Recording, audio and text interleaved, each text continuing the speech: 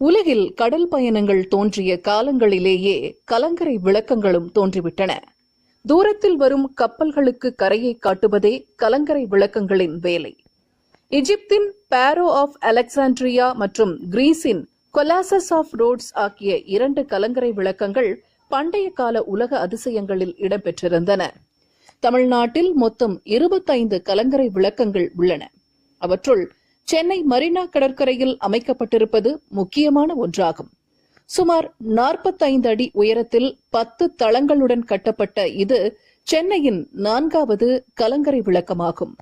சென்னையின் முதல் கலங்கரை விளக்கம் 1796ஆம் ஆண்டு ஆபீசர்ஸ் மெஸ்கம் எக்ஸ்சேஞ்ச் பில்டிங்கின் தற்போதைய செயின்ட் ஜார்ஜ் கோட்டையில் மொட்டை மாடியில் அமைக்கப்பட்டது. தற்போது இருப்பது போல் நவீன தொழில்நுட்பத்துடன் இல்லாமல் வெளிச்சம் தரும் பெரிய விளக்காக மட்டுமே அது இருந்தது.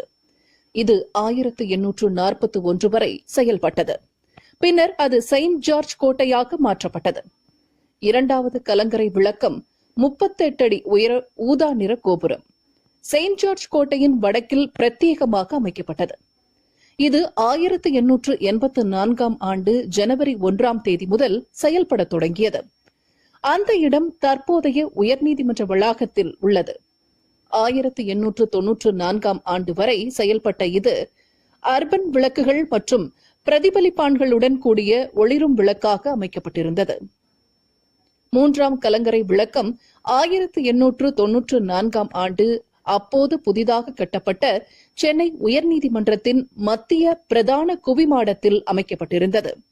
இந்த இந்தோ சரசினிக் கட்டடக்கலை பாணியானது கலங்கரை விளக்கு உபகரணங்கள் அமைப்பதற்கு ஏதுவான முறையில் வடிவமைக்கப்பட்டிருந்தது. 1894ஆம் ஆண்டு ஜூன் 1ஆம் தேதி முதல் செயல்பாட்டுக்கு வந்த இது கடல் மட்டத்திலிருந்து 175 அடி உயரத்தில் அமைக்கப்பட்டிருந்தது. மின்சக்தியின் வருகைக்கு முன்னால் மண்ணெண்ணெய், நீராவி விளக்குகளையே இது பயன்படுத்திக் கொண்டிருந்தது. சென்னையின் 4ஆம் கலங்கரை விளக்கமாக தற்போது இருக்கும் 46 அடி உயர சிவப்பு மற்றும் வெண்மை நிற பட்டைகளுடன் கூடிய முக்கோண கட்டடம் இது 1977ஆம் ஆண்டு ஜனவரி 10ஆம் தேதி முதல் செயல்பாட்டுக்கு வந்தது. இந்தியாவிலேயே நகரத்தின் எல்லைக்குள்ளேயே இடம்பெற்றிருக்கும் ஒரே கலங்கரை விளக்கம் இதுவே. மொத்தம் 10 தளங்களுடன் கூடிய இந்த கலங்கரை விளக்கத்தில் 9வது தளத்தில் மக்கள் பார்வையிடுவதற்காக வியூவிங் கேலரி ஒன்று அமைக்கப்பட்டிருக்கின்றது. அங்கே கம்பிகள் அமைக்கப்பட்டு பார்வையாளர்கள் பாதுகாப்பாக நின்று ரசிக்கும்படி அமைக்கப்பட்டிருக்கின்றது.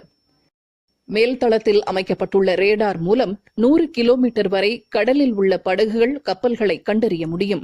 கேலரியிலிருந்து பார்க்கும் பொழுது சென்னை மாநகரமும் மெரினா கடற்கரையும் இணைந்து அழகாக காட்சியளிக்கின்றது.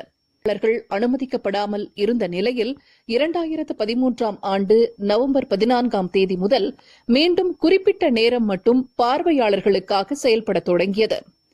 இந்த கலங்கரை விளக்கத்தின் 10வது தளத்தில் உயர் பாதுகாப்பு ரேடார் அமைக்கப்பட்டுள்ளதால் பார்வையாளர்கள் 10ஆம் தளத்திற்கு அனுமதிக்கப்படுவதில்லை. கீழே இருந்து மேலே செல்வதற்கு அதிவேக மின் தூக்கியும் இங்குள்ளது.